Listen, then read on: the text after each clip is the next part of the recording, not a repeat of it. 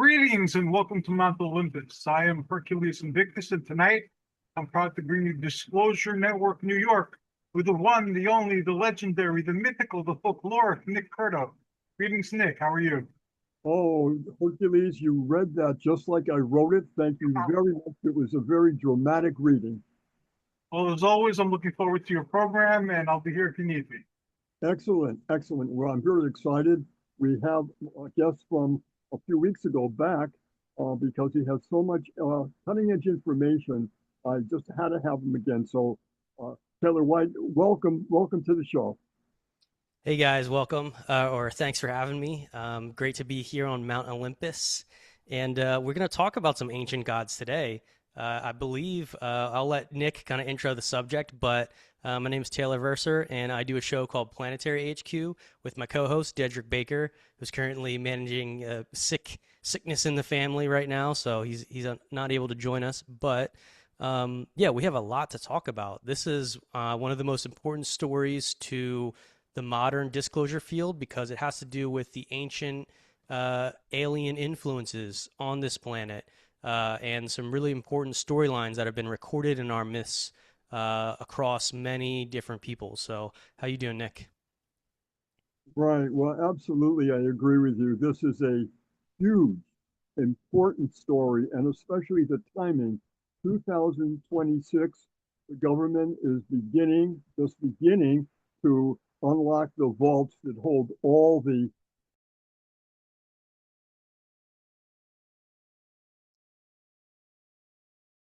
Looks like we might have lost Nick there. Yes, I believe we did. Here he is back. We have Nathan again. He's pre-admitted. Nick, you back?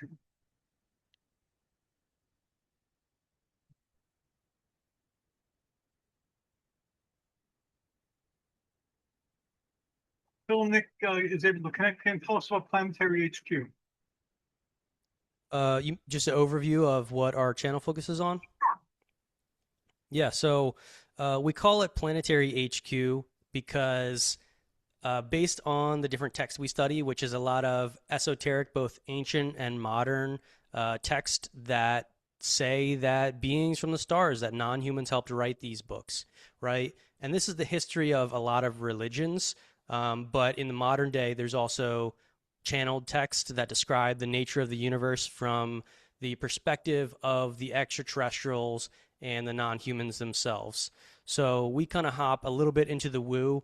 We've both been deep in the UFO phenomenon and the research for a long time, but we're both drawn towards the more spiritual aspect and the ancient history and understanding sort of what happened, kind of getting past the question of are UFOs real, are aliens real? We sort of already take that for granted just because we've already consumed so much information that that's part of our reality, that's part of our worldview. You know, we have some of our own experiences as well that kind of prove to us that there's so much more going on here.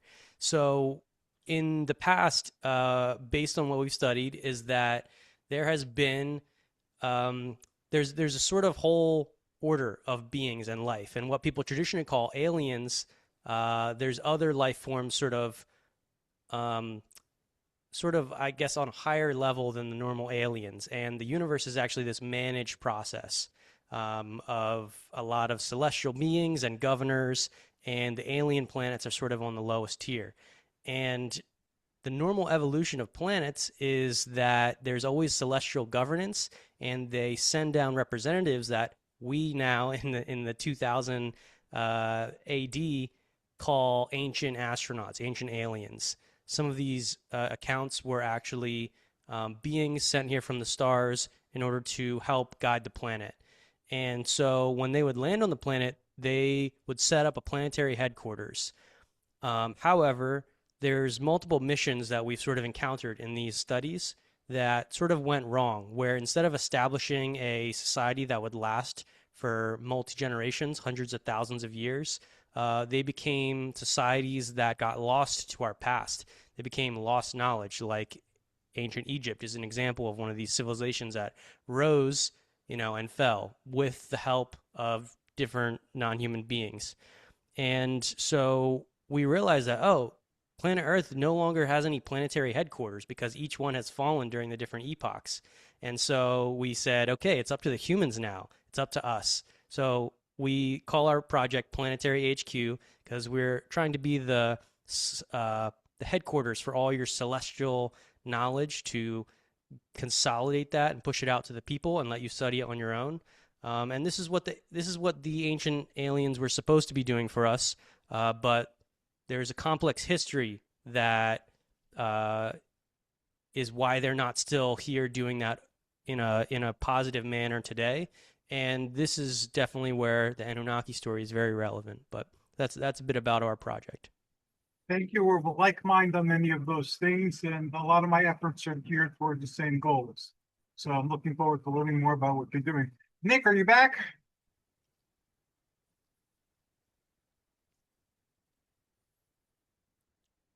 Nick, I can see you, but I can't hear you.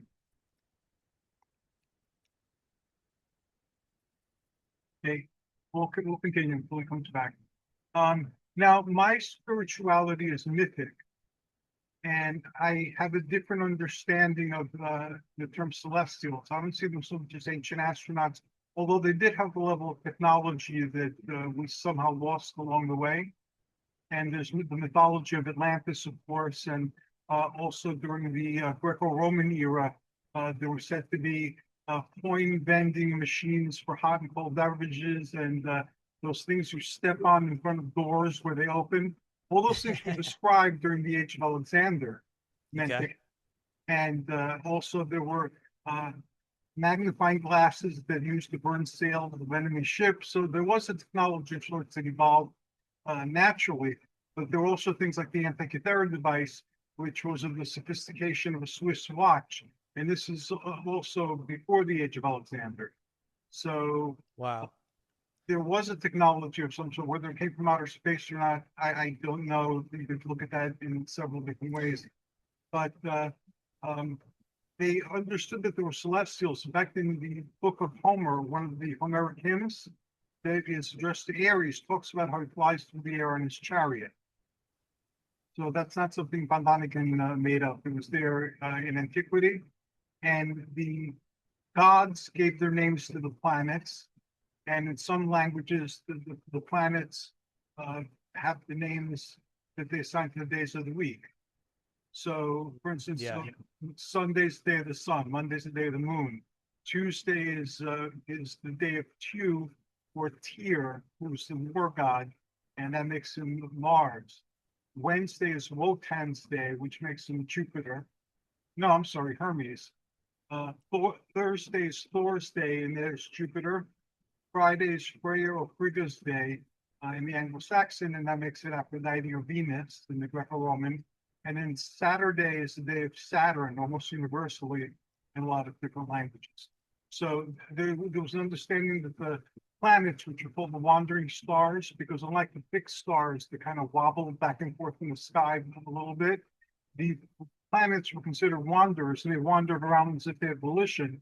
So they were believed to be the bodies or the chariots of the gods to the ancients. So they had an idea of celestial beings forming a sort of government. The mythology talks about them governing various natural processes or human institutions, and they were very active, according to all the myths, in what was going around here on Earth.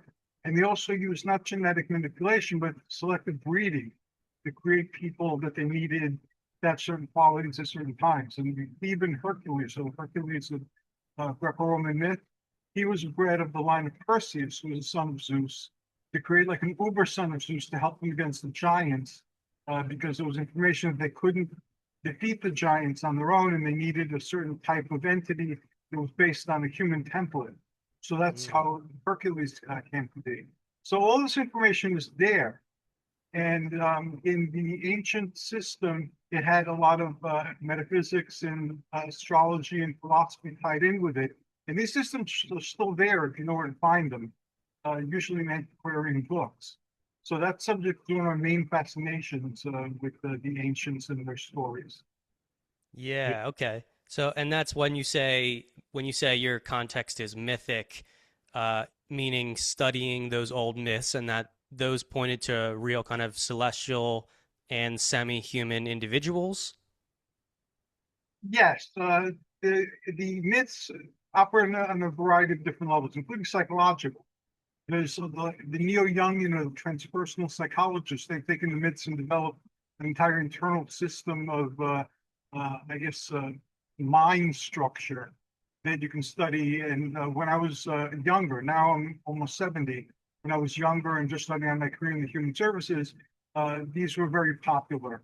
The transpersonal or neo-Jungian type of philosophies in psychology that relied upon the ancient myths. Then you had Joseph Campbell, who brought it down to a storytelling level, and that became very popular. And we learned to see myths today as a hero's journey.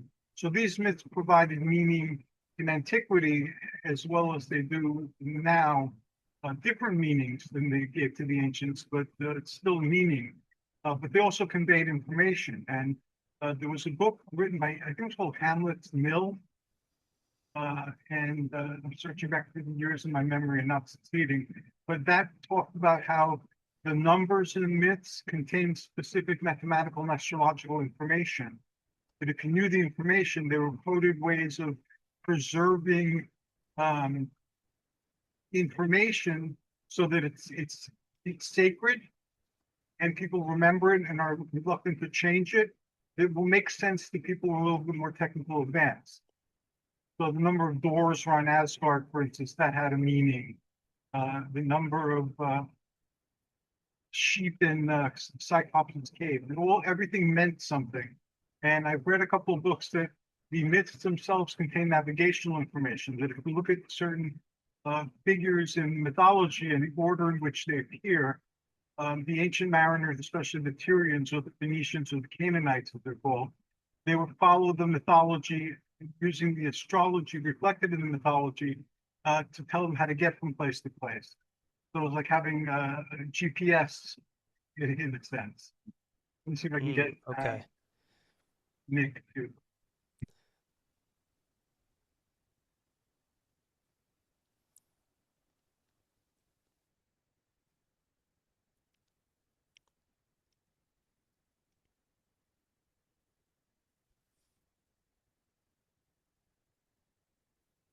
Hello, Nick. Hi, can you hear me? I hear you. I can hear how. I'm so sorry. We're having a technical problem, as you can imagine. It's okay. Blame it on. Can you just keep Taylor talking and let him do the program? Now you're getting an echo. Got two devices, I think, there that we might be getting audio through. You have two devices near each other. Creating echoes. Let me take you out of that meeting. Turn it off. That's what I'm gonna do.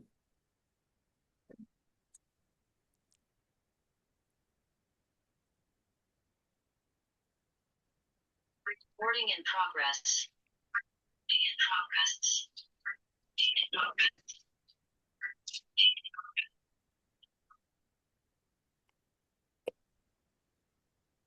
Yeah, I hand the scepter back over to you. It was great talking to you.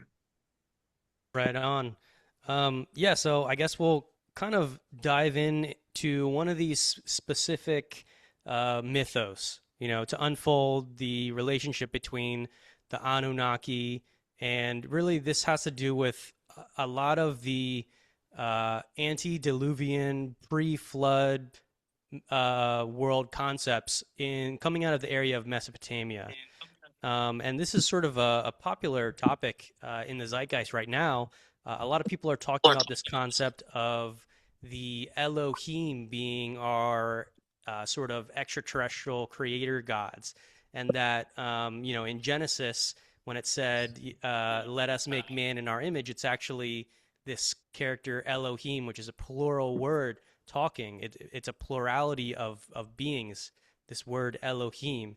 And Yahweh is later named in Genesis as the Yahweh Elohim being. And so even the Bible contains some of this ancient story from the ancient mythos of this divine council, this divine pantheon of beings with, in the Hebrews case, they named Yahweh as the top of the pantheon. This is why they call him the Most High, the highest of spirits, the highest of Elohim. And this kind of perspective is making people wonder, okay, so the Bible is kind of confirming that there's actually a lot of beings involved in the creation story. So when people start to read into even the Genesis creation story like that, they realize that this also crosses over with the Anunnaki story, which they have a little bit different of a take, but they say that there was the Sky Prince Anu and there was the Anunnaki, and that these were these non-human, superhuman beings that ended up genetically modifying the native humans on the planet. They were teaching humanity different skill sets. They had advanced knowledge. And this also coincides much clearer when you start to compare the Book of Enoch's account of the Nephilim, which is its sort of titling for these giant beings, the demigods that came from that genetic lineage and modification of the normal native people on the planet and these sons of God, right? The sons of Elohim that mated with the daughters of men and created the mighty men of old, the giants, the Nephilim, right? So people don't often realize, if you're just coming from, a Christian background, that many of the ancient Mesopotamian stories on their concept of the gods and their influence on humanity is actually a very similar story. And some people even say that the Sumerian version is really the older source version that was rewritten in Genesis, but from a little bit different perspective, maybe from the perspective of Yahweh being the top Elohim. And so we give a talk at the different conferences that we go to called the Anunnaki versus Adamic Superhumans, Ancient Aliens in the Urantia book, which is one of the texts that we study. So the kind of premise for this, and feel free to kind of chime in if you have any questions, Nick, but the premise for this is, what do the Anunnaki gods of Sumer, Adam and Eve, and the Nephilim all have in common? Each was portrayed as a divine hybrid, a child of the stars guiding early humanity. The Urantia book reveals a deeper cosmic story. The superhuman Adamic beings sent to reclaim the planet from a rogue faction of the sons of Anu. So this is something that we've studied quite in depth. We've looked at the Anunnaki text, the Book of Enoch text, and a modern resource that some people would call a channeled text known as the Urantia book. We also call it the Urantia Contact because it is a book in the 1900s that is said to have been compiled and initiated by a sort of pantheon of non-human intelligence who are what most people would call on the interdimensional level, right? A lot of people in Congress are saying these aliens are interdimensional. Well, what does that mean? It's a bit confusing. Is that just a misunderstanding of technology? Or is it the fact that they don't normally have like a physical body? They're more like immortal light bodies, and they create avatars that come into our reality. So everything coming up in the modern UFO phenomena actually links back to concepts in the ancient myths, and there are specific texts that, like the Urantia book, which claims that aliens wrote the book, that give an entire backstory on this divine council, this pantheon, this Elohim group of beings that actually initiated these events, and that our records of the ancient past hold. So, where to start? Okay, so I gave the kind of overview a little bit earlier on in the presentation, that there is a cosmic government. The universe is organized, and I guess to kind of bring this concept and start here, I want you to think of everything that you see around you, including people. If you break everything down to what we see as the smallest parts, elements, and then you get to atoms, you realize that everything has a tree of life. meaning there's a parentage to everything, and all the combinations that make up what we call objects and different people. There's a parentage. We understand how these combinations happen, right? You know, you have two parents. DNA combination makes your body. So think of the universe in terms of parentage. There is nothing that can come from nothing. Everything that has come from something else and is a form of recombination and admixing and remixing. And this is happening in what we call infinity. Now, I want to make a proposition that before material matter was sort of organized in the universe and actually separated into all these frequency bands that we call, you know, energy, mind, and matter, there was something that always was. It's that which is. It's just existential. It's always there. And this is the thing that everything must come out of, right? And so this is the concept of the absolute or the infinite consciousness, the source of the universe. People call this source. The Christians call this God the Father. The mythics might call it Zeus, you know, the head of the pantheon, right? The head that everything else kind of comes from. So mind sort of precedes matter in sort of my view, I guess, of the universe. And from that infinite mind, there's a parentage then of a bunch of other beings. And it seems to be that the being at the very top doesn't necessarily rule everything by pushing the game pieces themselves. They create beings, they manifest these other beings out of infinity, and then they give those beings responsibilities and say, hey, I want you to take care of this. You can do this.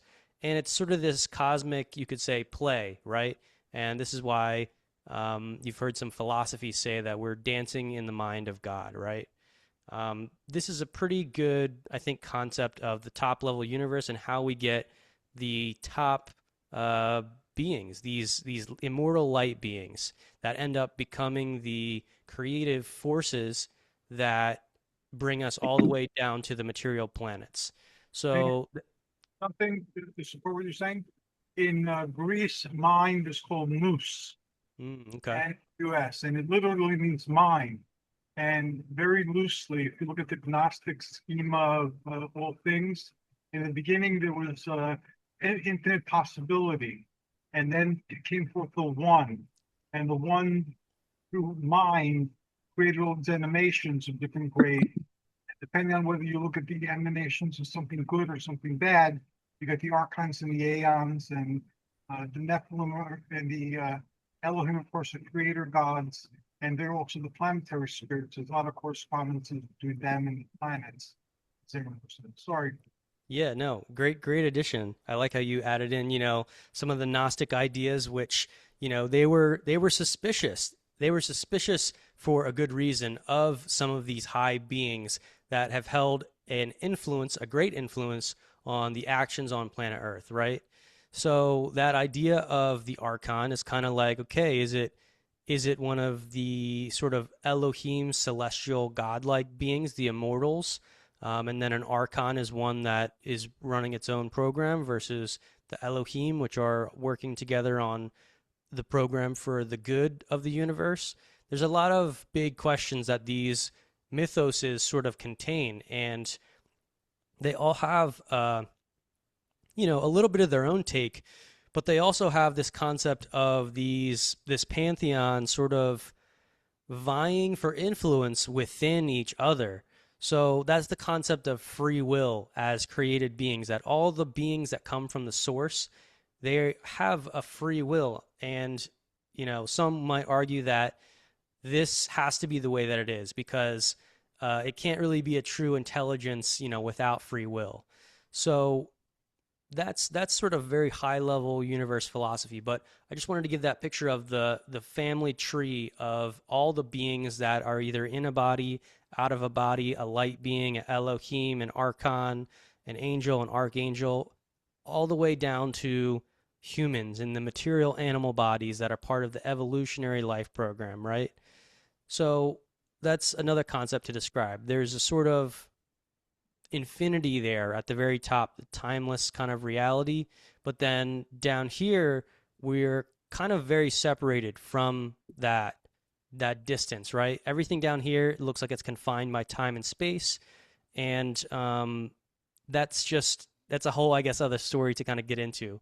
So let's fast forward to the evolutionary life program on planet Earth. Again, based on my studies, based on the Urantia contact, which kind of really meshes together the Anunnaki, Nephilim, Adam and Eve story, all the planets are actually managed by these celestial intelligences. And during a planet's sort of formation of matter, it goes through a stage where it can support the biological life. And so that biological life is taken by what the Urantia book calls life carriers, where they do a form of directed panspermia.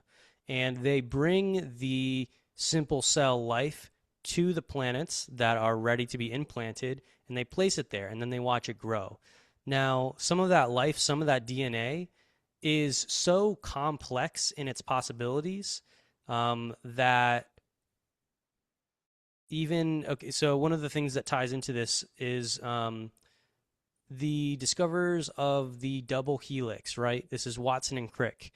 And one of them, I believe it was Watson, wrote a paper called Directed Panspermia. And he actually said, hey, based on our study of the double helix, this is so complex that the amount of time it would take to just evolve this on planet Earth is far older than the Earth and its even life support phase. So therefore, we think it's been evolved somewhere else, and it was either brought here intelligently. That's their proposition in this paper, that it was brought here intelligently, not by random. And so, you know, this life is implanted, but it's let to kind of grow on a planet. And think of it kind of like an AI training, right? Each planet has a slightly different raw environment, and when you plant the little single cell organism, it kind of learns and starts to evolve within the context of that planet. So there's a certain amount of life templates within that DNA that sort of will unfold that are predictable, but you're also, you know, you're also creating like a unique manifestation of the same DNA, right? You give one template, but then you let it train on a unique planet, and that adds distinct variations. So this is this life program that's being managed by this celestial level, and this is what was recorded as the Elohim, you know, council of beings. And so, you know, if you're tying in the story in Genesis, it says, let us make man in our image. And this is one of the mythoses of the ancient sort of creation story, right? So based on kind of the unfolding of that myth, like why were we placed here? What exactly is this image that we are given of these higher celestial beings? My understanding is that their goal is to take one of the lowest sort of life forms that can exist in time-space evolution, which is the animal life forms from the DNA program. And once it gets complex enough with a complex brain structure, those beings can really support a higher level of thought and free will and self-awareness. And there's a key point where it becomes complex enough that the beings are self-aware, they're making decisions, and they actually become aware of the concept of God and the concept that there is a higher source, a mind. And this creates the primitive forms of religion. And why sort of is this the case? What taps us into that cosmic mind? Is it pure biology? Are we connecting into something spiritual, mental? And the way that I've been able to tie these two things together is that the Urantia contact describes that there's these cosmic Wi-Fi nodes, you could say, in the universe that come from what you'd call the cosmic mind. And if you're into the Hermetic mythos, they like to say the all is mind. The universe is mental. And I like that phrase because it kind of encapsulates the idea of consciousness preceding matter.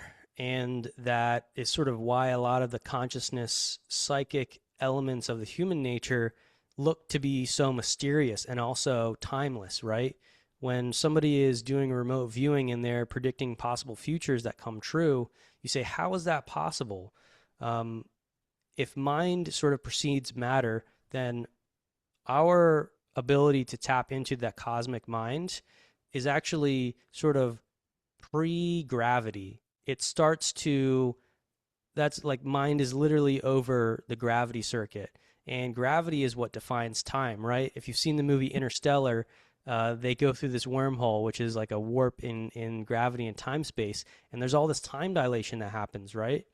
So with the warping of space and time through gravity manipulation, you get a lot of time dilation. And on the level of the mind, this can, I guess, result in what appears to be predictions or knowledge that come from outside of time.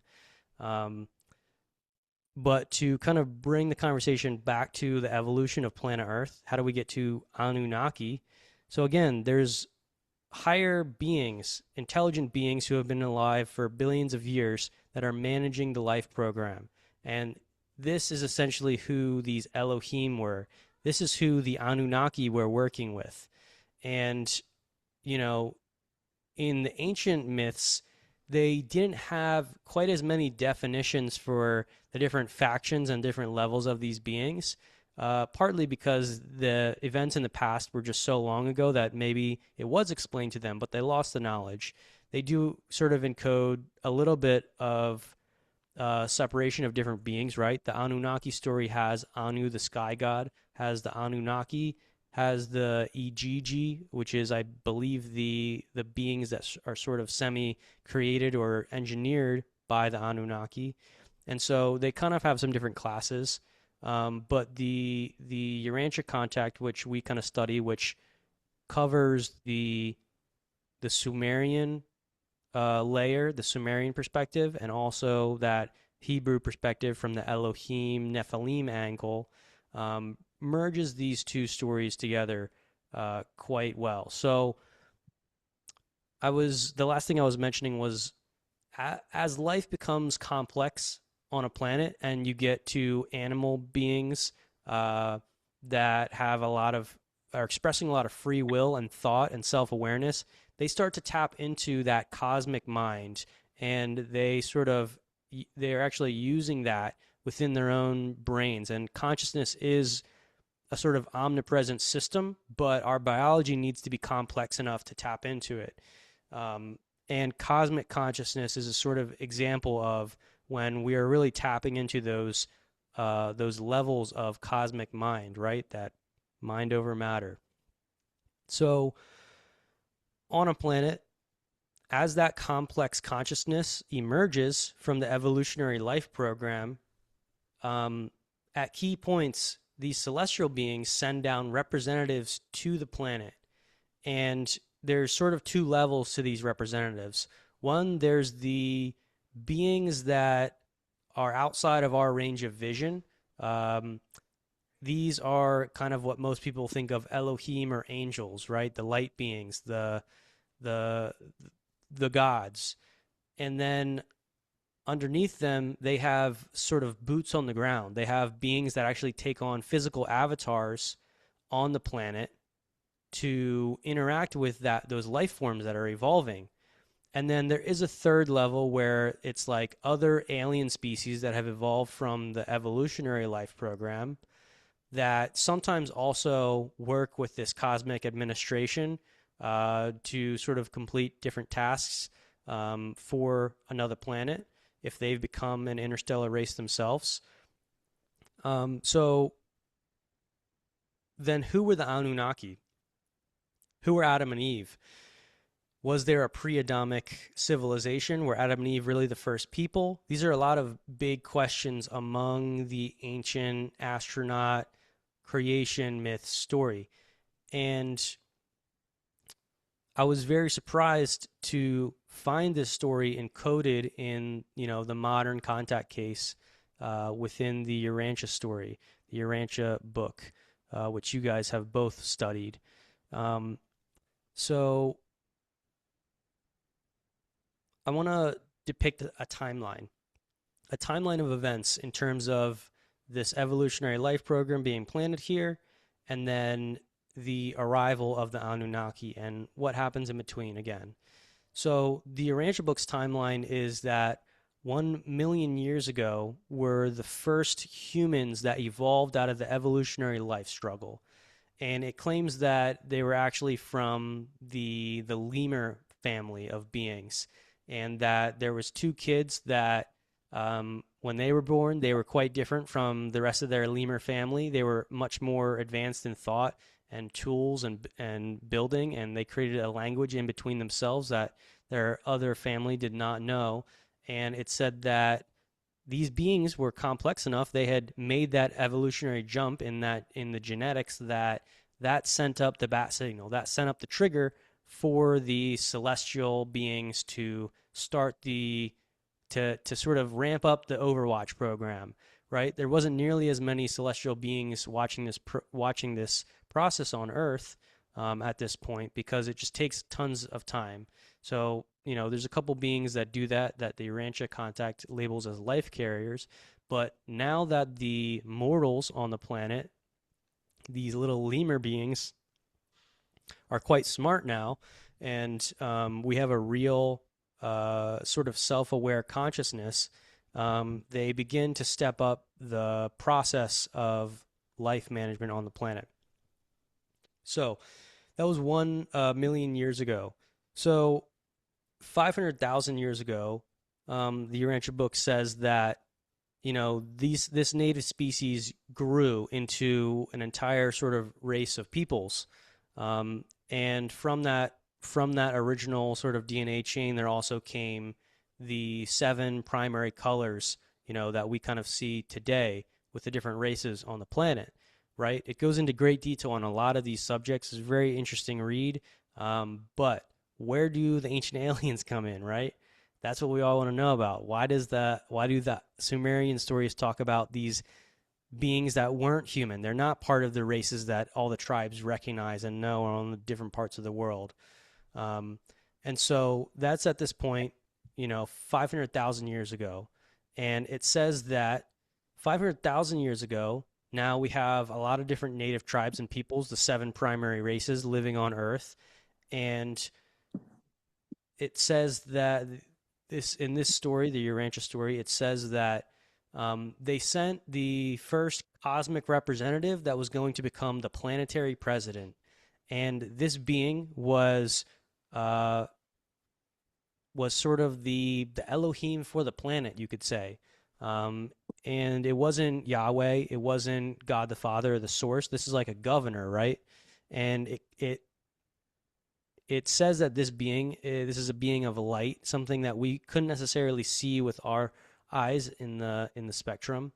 It says that this being also comes with a host of other light beings. They bring an entire planetary government of beings with them, and they're now living on the planet, and their goal is to spend the next couple millions of years creating and guiding the native peoples on the planet Earth into a cosmic civilization, that can have both advanced technology. So they teach, how to control the material planet and resources, and then also the spiritual evolution of mankind, because their kind of ultimate goal is to take these animal beings and develop their consciousness to the point where they can actually survive into the afterlife. They can become eternalized consciousness, right? That's the sort of, if you want to go Philosopher's Stone myth or the alchemy concept that you're turning lead into gold, what these angels, what these Elohim and these light beings are doing is that they're turning the lead of animal consciousness into the gold of an ascending being who is sent into the universe to continue its life after the death of its body. So that was 500,000 years ago. All these beings come, and the Sumerians record this being as being Anu, the sky god. This is the sort of top of the pantheon in the Anunnaki story. And so that's the 500,000 year point in this timeline, right? So the next kind of key point in the timeline is that I think it was, let's see. Okay, so with Anu, there also comes, like I said earlier, the boots on the ground. Because these high light beings, they're not visible to the humans. They actually have a hard time communicating directly with the humans. But to sort of bridge that gap, there's a class of beings that actually take on avatar bodies, quite literally from the movie Avatar, meaning they look at the DNA, they take the DNA from the native planet, and they actually, sort of create semi-modified human bodies. And then they transplant their consciousness into these bodies so that they can live on the planet among the people. And so the Urantia contact calls these the prince's staff, right? Prince Anu, the sky god, had a corporeal staff of beings that actually had physical bodies. And they would set up a planetary headquarters, an actual civilization, a city that they would invite the tribes to, and they would teach them knowledge. So now I want to bring in two kind of cross links.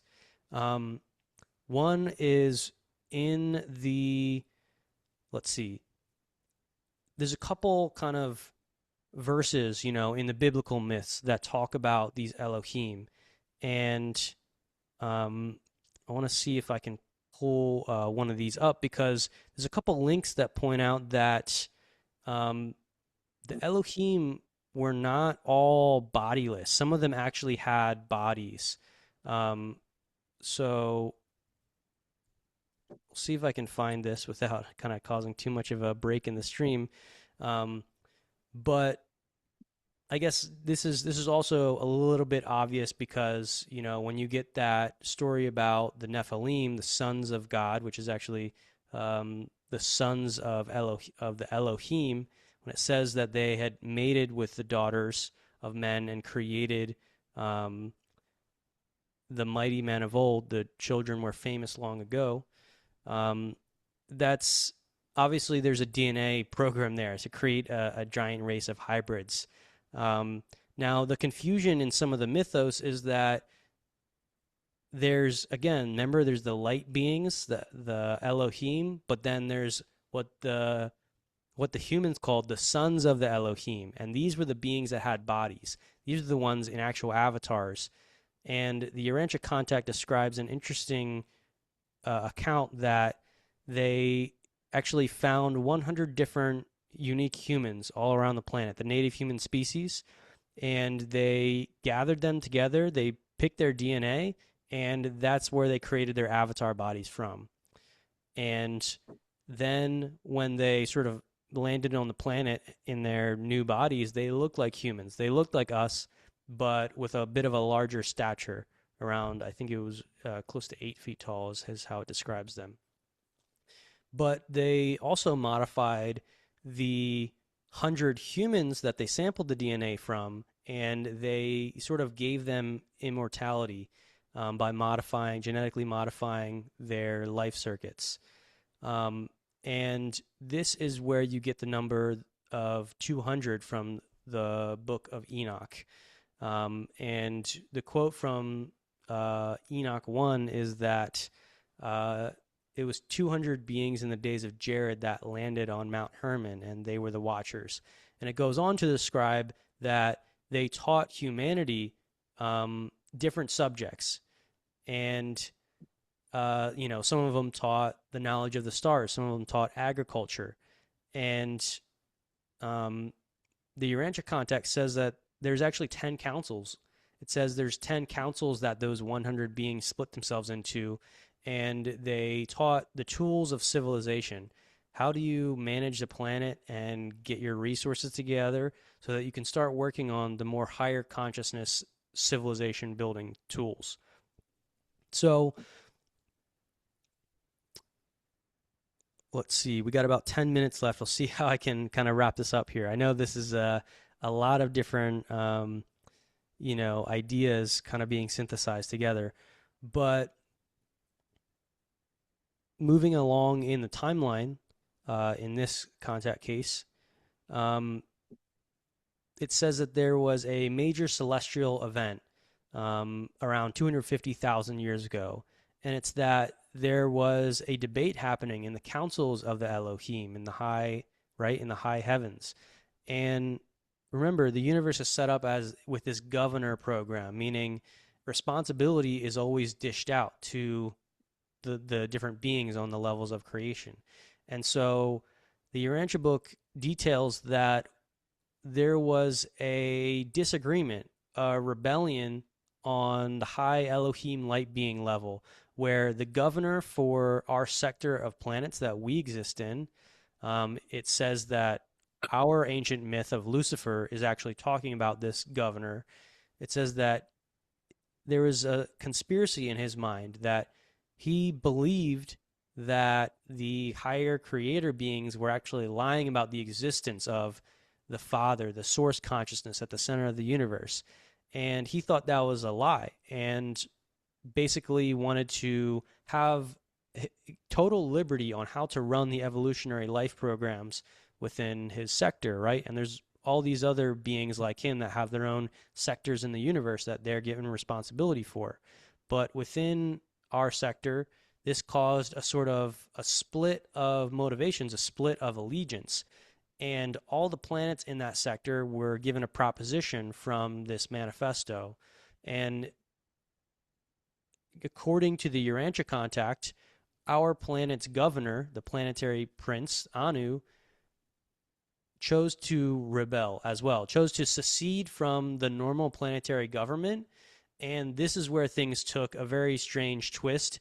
And this is why there's such an ancient fear of the ancient aliens and the Anunnaki. And when you read the Anunnaki story, it sounds a bit dark. They say that they created a slave race that was trying to mine gold for them, and all these things that you realize, oh, it sounds like it's not that good. Even though they're teaching us things, it seems like they're controlling us. And that's also the account there in the Hebrew version with the Book of Enoch and the Nephilim story. You know, it says that the hybrid race that was created from the mating of the avatar beings in bodies with the semi-human DNA, when they mated with the humans, they created a whole hybrid race, which was very strong, the Nephilim, the mighty men of old. And the Book of Enoch says that this race became like ravenous. It took over everything, and they were never satiated. They were to be feared, and they were ruled over. And there's echoes of this even in the Bible when the Israelites go to the land of Canaan and they go, whoa, the beings here have the blood of the Anak. They're huge. They're dangerous. We don't think we can take them. They're too powerful. You see this thread, all throughout a lot of different ancient myths. The demigods of the Greeks would also, I would say, play into this concept of this ancient hybrid race.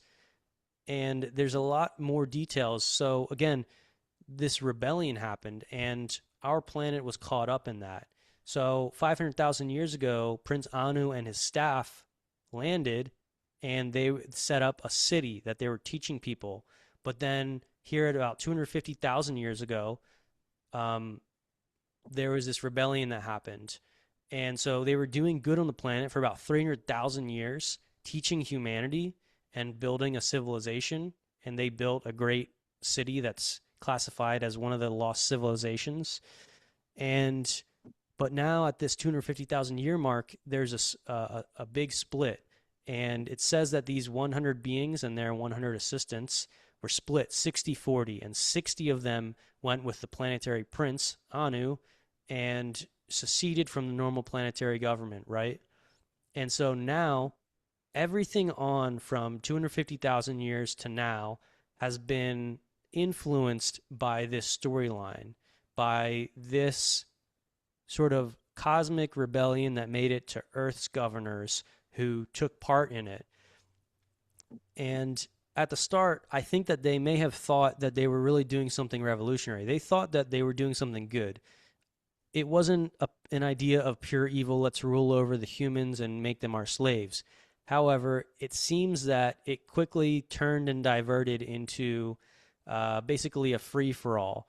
And this is why I think that later down the line, the Sumerians record the Anunnaki as enslaving humanity, creating hybrid races to do their bidding, to do their work. This is why there's a lot of fear of these watcher beings in the book of Enoch, and that they are condemned as these sort of, rebel Elohim offspring that had disobeyed God. It all stems from this same kind of storyline, right? And to kind Taylor? of try and wrap it up, go ahead. Right.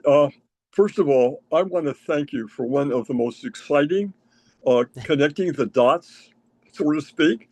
You were amazing. You gave us such amazing background information, and you really have connected a lot of the dots.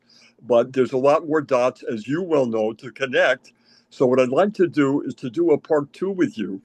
We'll figure out the schedule, and there's questions I would love to ask you based on what you have been saying this past hour. But I just want to thank you so much for an amazing lecture. Yeah, 100%. So should I try and pause it here and kind of wrap a little end to it, and then we'll leave the rest Well, of how part much 2? time do we have? Hercules, what do we got now for time? I Oh, you're can't hear you, muted. Hercules. You got to, yeah, you can just unmute.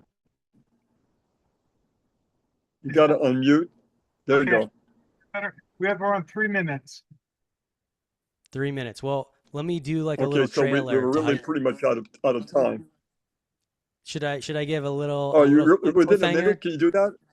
Yeah. I 1 want to minute. Go ahead. One minute. Yeah, a 1 minute cliffhanger. So remember that timeline 1,000,000 years ago, 500,000 years ago, the Anunnaki landed with the Prince Anu, the light being, the planetary governor. Rebellion happens 250,000 years ago. Now there's a planetary free-for-all. All the rules of how you are supposed to guide the mortals on the civilization, all those rules go out the window because now the planetary staff doesn't have to follow them.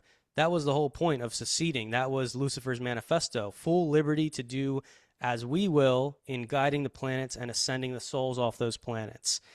And that left a lot open to unexpected things that happen here on planet Earth. So stay tuned for part 2. We're going to dive into some of those unexpected, very strange happenings, and we're going to find out who won, the Excellent. Anunnaki or the Adamic superhumans. Who were the Adamic superhumans? So thanks Excellent, for having me, excellent guys. work. Thank you so much again. We owe you one. This was an amazingly wonderful hour, a lot of information, and I've got questions, of course, and Yeah, write we them would down. want to book you for another, say, a second part to this. And again, many thanks. This is Nick Curto for Disclosure Network. Hoping you all will look at the skies and realize that we are part of a human and incredible family that goes beyond our universe to many others. And we have to understand, respect, and love our brothers and sisters. So much love to all, and I mean everywhere, everywhere. Good night. Thank you, Nick. Good night. And before we wrap up, I have a couple of things to say. Are you familiar Sure. with Michael Heiser and his work? Yes, I have a couple of his books. He's very important to study in understanding how much the Hebrews knew about the Elohim. I've interviewed Michael several times, and Oh, unfortunately, awesome. on Block Book Radio, which no longer exists. But I interviewed him. He said some nice things about me somewhere in a post. But he and I spoke about these type of things every time he came on. He had a very unique perspective, and a lot of people jumped on him because of his scholarship, which was impeccable. Yeah. You remind me a little bit of Michael. So take that as a compliment. And I will also be inviting you to one of my shows. We have shows where we deal just with these degenerations of the beings and different interpretations. Like, for instance, in the Greek way of looking at it, this whole thing, every emanation is considered a generation.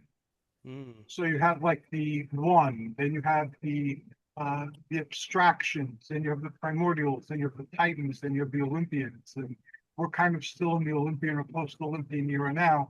But every new manifestation brings you closer to material existence. And each time that happens is rebellion, the new order against the old order. Nice. I It's love it. seen as part of a process.